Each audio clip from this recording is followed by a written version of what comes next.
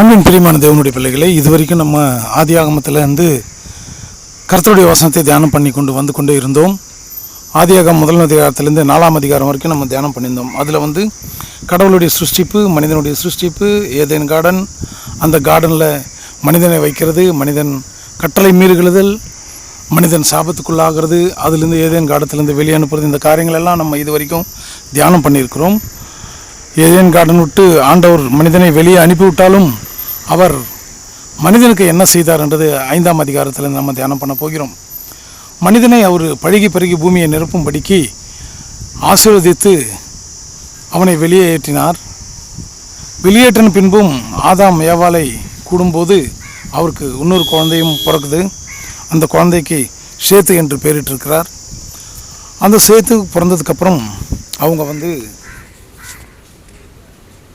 தொடர்ந்து அவங்க வாழ்க்கை நடத்தி கொண்டே போய்கொண்டே இருந்தார்கள்.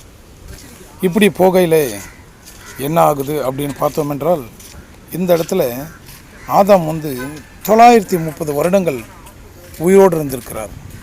பாருங்கள், ஆதாம் சேத்தை பெற்றினான். 800 வருஷம் உயிரோடு இருந்து குமாரரையும் குமார்த்திகளையும் பெற்றான். ஆதாம் உயிரோடு இருந்த நாளெல்லாம் 930 வருஷம் அவன் மரித்தான். பாருங்கள் பிரியமான தேவனுடைய பிள்ளைகளே, ஆதாமை ஆண்டவர் 930 வருஷம் உயிரோடு வைத்திருக்கிறார். அப்படி உயிரோடு வைத்து திரும்ப பூமியை பழுகி பிறகு பூமியை நிரப்ப சொல்லி ஆண்டவர் விதமாக குழந்தைகள் கொடுத்து ஆதாமை ஆசீர்வதித்திருக்கிறார். அப்படி ஆசீர்வதிக்கப்பட்ட ஆதாம் குழந்தைகளை பெற்று எடுத்து 930 வருஷம் இருந்தார்.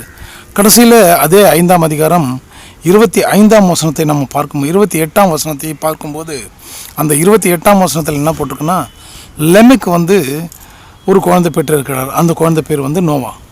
அந்த நோவாவுக்கு 3 பிள்ளைகள் பிறக்கிறாங்க. இந்த நோவா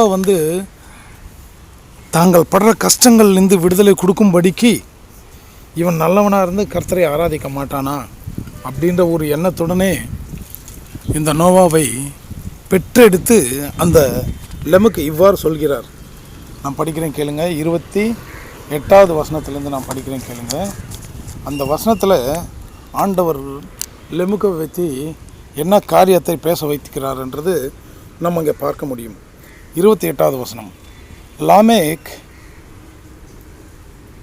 182 வயதான போது ஒரு குமாரனை பெற்றார்.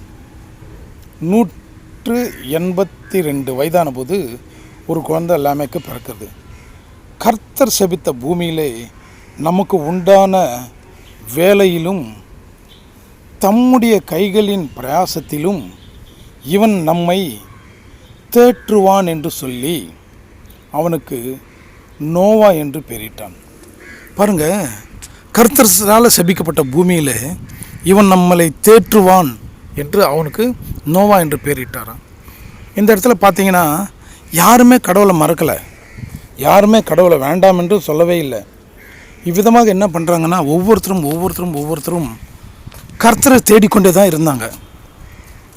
மனிதன் பாவியாக இருந்தாலும், பாவம் செய்து கொண்டே இருந்தாலும், ஆண்டவர் அவனை மன்னித்து ஆசீர்வதித்து அவனை உயிரோடு எழுப்பி அவனுக்கு ஆண்டவர் என்ன சொல்லியிருக்காருன்னா, பழுகி பெருகி பூமியை நிரப்புங்கன்னு சொல்லி அவருடைய ஜெனரேஷனை உற்பத்தி பண்ணிக்கிட்டே இருக்கிறார் ஆண்டவர். ஜெனரேஷன் மேலே ஜெனரேஷன் அவங்களுக்கு சந்ததி கொடுத்து கொண்டே இருக்கிறார். ஆனால் அவங்க இந்த பூமியில் படுகிற கஷ்டம், அந்த பாடு சகிக்க முடியல லெமெக்கால. இவனாலேயாவது நமக்கு நன்மை சேருமா பார்க்கலாம் அப்படின்னு ஒரு எண்ணத்துடனே அந்த குழந்தைக்கு நோவா என்று பெயரிட்டாராம். ஆனால் 6ஆம் அதிகாரத்தில் பார்க்கும்போது அந்த உலகத்தில் இருந்த எல்லா மக்களை காட்டிலும் நோவா நீதிமானாக காணப்பட்டிருக்கார். அப்போது எந்த குழந்தை கடவுள்கிட்ட வேணும், கடவுளோடு இருக்கணும் அப்படின்னு வேண்டிக் கொண்டு தன் தாய் தகப்பன் அர்ப்பணித்து கொடுக்குறாங்களோ அவங்களே ஆண்டவர் ஒருபோதும் கைவிட மாட்டார் என்று நான் நினைக்கிறேன். ஏனென்றால் இந்த வசனத்தின்படி நோவாவை கைவிடவே இல்லையே, அவர் உலகத்தையே அழிச்சிட்டார். 6வது அதிகாரத்தில் பார்க்கும்போது அவர் உலகத்தையே அழிச்சிட்டார், ஆனால் நோவாவை கைவிடலை. ஏன்னா நோவா கர்த்தருடைய பார்வையில் நீதிமானாக இருந்தானா.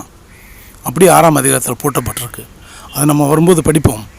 ஏன் இது காரியங்கள் சொல்ல வருகிறோம் என்றால், உலகத்தில் மனிதர்கள் பழுகி பெருகி பூமியை நிரப்பணுன்ற கர்த்தருடைய சித்தத்தை நிறைவேற்ற ஆண்டவர் திரும்ப திரும்ப ஒவ்வொருத்தருக்கும் சந்ததியை கொடுத்து உருவாக்கிறார். 5ஆம் அதிகாரத்தில் அவ்வளோ சந்ததியை ஆண்டவர் பெருக பண்ணியிருக்கிறார். அப்போது 6ஆம் அதிகாரத்துக்கு வரும்போது என்ன நடந்ததுன்னு பாருங்கள். மனுஷர் பூமியின் மேல் பெருக துவக்கி மனுஷர் பூமியின் மேல் பெருக துவக்கி அவர்களுக்கு குமார்த்திகள் பிறந்தபோது தேவகுமாரர் மனுஷகுமார்களை அதிக சௌந்தரியமுள்ளவர்களாக என்று கண்டு அவர்களுக்குள்ளே தங்களுக்கு பெண்களை தெரிந்து கொண்டார்கள். பாருங்கள் பிரியமான தேவனுடைய பிள்ளைகளே, தேவகுமாரர்கள் என்ன பண்ணியிருக்காங்கன்னா, ஆண்டவர் பலுகி பெருகி பூமியை நிரப்ப சொல்லி அவங்கள உற்பத்தி பண்ணிகிட்டு இருக்கும்போது ஜெனரேஷன் உருவாக்கும்போது தேவகுமாரர்கள் அந்த பெண்களை தேர்ந்தெடுத்து அவங்கள மனைவிகளாக ஏற்றுக்கொண்டார்களாம்.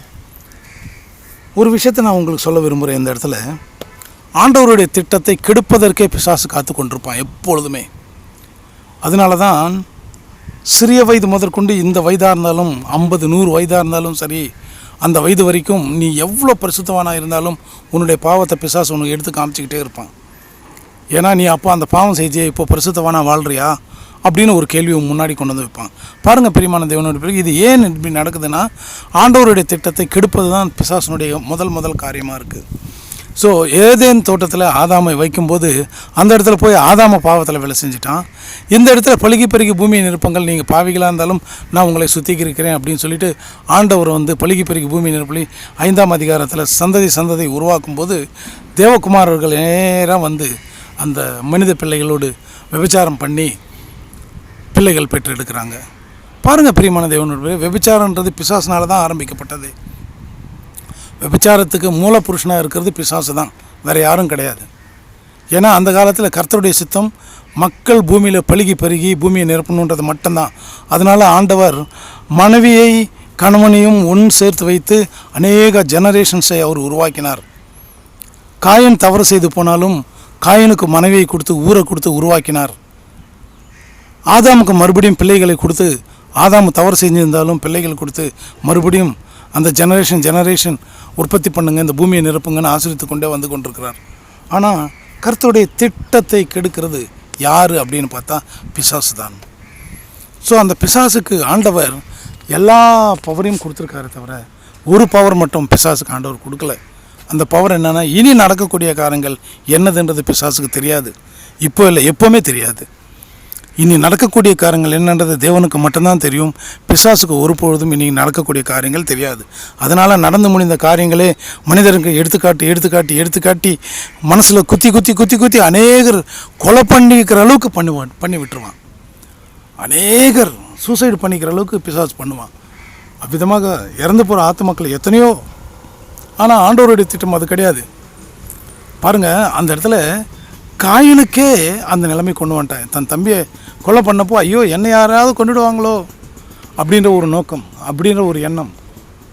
அப்போது பூமியில் இருக்கிறது யார்? ஆதாம் ஏவாள்,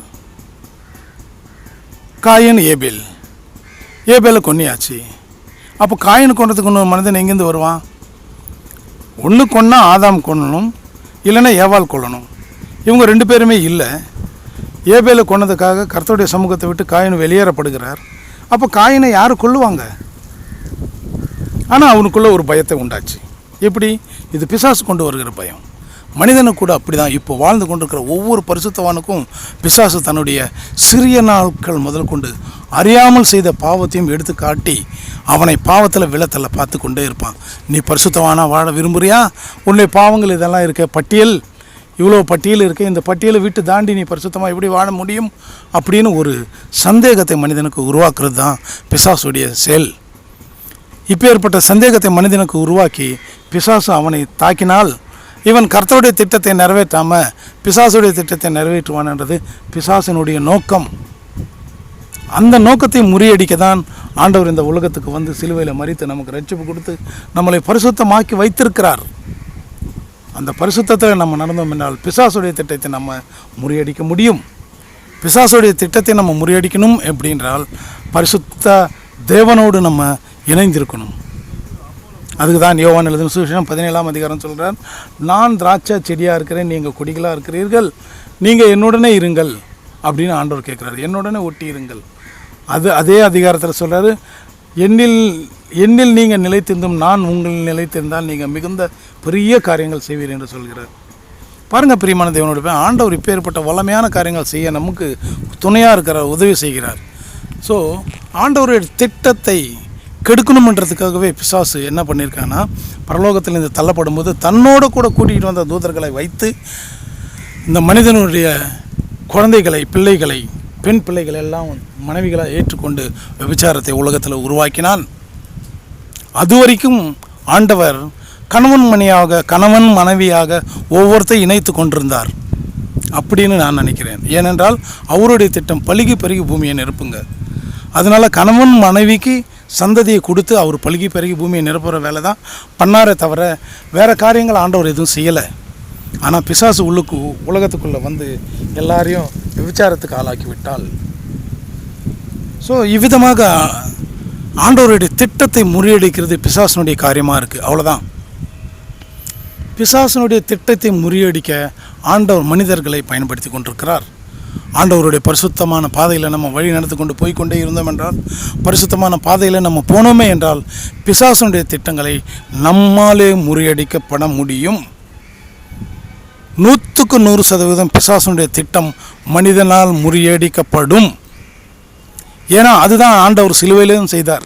அவர் சிலுவையில் மரித்து பிசாசனுடைய திட்டத்தை முறியடிச்சிட்டார். இயேசு ஆண்டவர் தோற்றுவாருன்னு நினச்சது பிசாசு. ஆனால் இயேசு ஆண்டவர் தோக்கலை. அவர் சிலுவையில் ஜெயித்தார். அவர் சிலுவையில் ஜெயிக்கணும்னு வாஞ்சிக்கிற நமக்கு உதவி செய்ய வல்லவராக இருக்கார். எபிரேயரில் எழுதப்பட்டிருக்கு. கர்த்தருடைய சித்தமாக இருந்தால் அந்த வசனத்தை நம்ம பார்ப்போம். அவ்விதமாக ஆண்டவர் இந்த பூமியை பலுகி பெருகி நிரப்ப சொன்ன மனிதனுக்கு உதவி செய்ய எப்போவுமே வல்லவராக இருக்கிறார் அவர். அதனால் பிரியமான தேவனுடைய பிள்ளைகளே, நாம் எல்லோரும் பரிசுத்தமான வழியில் நடந்து பிசாசனுடைய திட்டங்களை நம்ம முறியடிக்க நம்ம பரலோக ராஜ்யத்துக்கு போய் சேர ஆண்டவரை வேண்டிக் கொண்டு அந்த வழியில் செல்லுவோம். ஜெபிப்போம். அன்பின் தேவனே, ஜீவனுடைய தகப்பனே, அநேக சத்தியங்கள், அநேக ரகசியங்கள் நீங்கள் வெளிப்படுத்துகிறீர்கள் ஆண்டவரே. இவை எல்லாவற்றையும் அறிந்து கொண்டு, தெரிந்து கொண்டு, புரிந்து கொண்டு இந்த ரகசியத்துக்குள்ளே நாங்கள் உள்ளே வந்து ஆண்டவரே பிசாசினுடைய திட்டங்களை முறியடிக்கத்தக்க பிள்ளைகளாக நாங்கள் இருக்கும்படிக்கு நீங்கள் எங்களுக்கு உதவி செய்ய வேண்டும் என்று வேண்டுகொள்கிறேன். நீங்கள் சொல்கிற பரிசுத்தமான பாதையில் வந்து பிசாசினுடைய திட்டங்களை முழுமையாக முறியடித்து உமக்கென்று உண்மையுள்ள பிள்ளைகளாக இருக்கும்படி வழிநடத்த வேண்டும் என்று இயேசுவின் நாமத்தில் வேண்டுகொள்கிறேன், ஜீவனுள்ள நல்ல பிதாவே. ஆமேன். பிரியமான தேவனுடைய பிள்ளைகளே, இதுவரைக்கும் நீங்கள் இந்த வசங்கள் எல்லாம் கேட்டதுக்கு கர்த்தருக்கு நன்றி தெரிவிக்கிறேன்.